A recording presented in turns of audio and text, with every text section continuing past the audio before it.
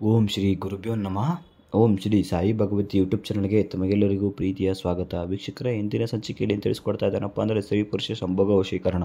ವೀಕ್ಷಕರೇ, ಈ ಸಂಭೋಗ ವಶೀಕರಣ ಮಾಡಲಿಕ್ಕೆ ಕೇವಲ 2 ವೀಳ್ಯದೆಲೆ ಹಾಗೂ 3 ಕರ್ಪೂರ ಇದ್ದರೆ ಸಾಕು. ವೀಕ್ಷಕರೇ, ಮೊದಲಿಗೆ ಏನು ಮಾಡಬೇಕಪ್ಪ ಅಂದರೆ 2 ವೀಳ್ಯದೆಲೆಯನ್ನು ತೆಗೆದುಕೊಂಡು ಬಿಟ್ಟು ಆಯಿತಾ, ಅದರ ಮೇಲೆ ಓಂ ಕಾಮೆ ಕಾಮೆ ಪಟ್ಟು ಸ್ವಾಹ ಎಂಬ ಮಂತ್ರವನ್ನು ಬರೀಬೇಕು.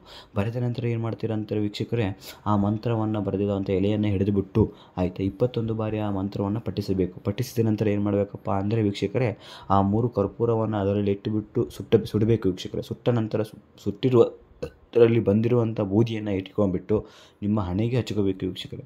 ಹಣೆಗೆ ಹಚ್ಕೊಂಡಿದ ನಂತರ ಏನು ಮಾಡಬೇಕಪ್ಪ ಅಂದರೆ ವೀಕ್ಷಕರೇ, ಆಯಿತಾ, ಆ ಒಂದು ನೀವು ಯಾರನ್ನ ವಶೀಕರಣ ಮಾಡ್ಕೋಬೇಕು, ಸ್ತ್ರೀ ಆಗಿರ್ಬೋದು ಪುರುಷ ಆಗಿರ್ಬೋದು, ಅವರ ಮುಂದೆ ಹೋಗಿ ನಿಂತರೆ ಸಾಕು ವೀಕ್ಷಕರೇ, ಅವರು ಕ್ಷಣ ಮಾತ್ರದಲ್ಲಿ ವಶೀಕರಣ ಆಗ್ತಾರೆ ಅಂತ ಹೇಳ್ತಾ ವೀಕ್ಷಕರೇ, ಈ ತಂತ್ರವನ್ನು ಯಾವಾಗ ಮಾಡಬೇಕಪ್ಪ ಅಂದರೆ ಶುಕ್ರವಾರ ಬೆಳಗಿನ ಜಾವ ಬ್ರಾಹ್ಮಣಿ ಮುಹೂರ್ತದಲ್ಲಿ ಮಾಡಬೇಕು, ಇಲ್ವಾ ಸಾಯಂಕಾಲ ಗುಳಿಕಾಲ ಮುಗಿದ ನಂತರ ಮಾಡಬೇಕು ವೀಕ್ಷಕರೇ. ಯಾವಾಗ ಮಾಡಬೇಕು, ಹೇಗೆ ಮಾಡಬೇಕಂತ ಎಲ್ಲ ರೀತಿಯಿಂದ ಸಂಪೂರ್ಣವಾಗಿ ಈ ತಂತ್ರದಲ್ಲಿ ತಿಳಿಸಿದ್ದೀನಿ ವೀಕ್ಷಕರೇ.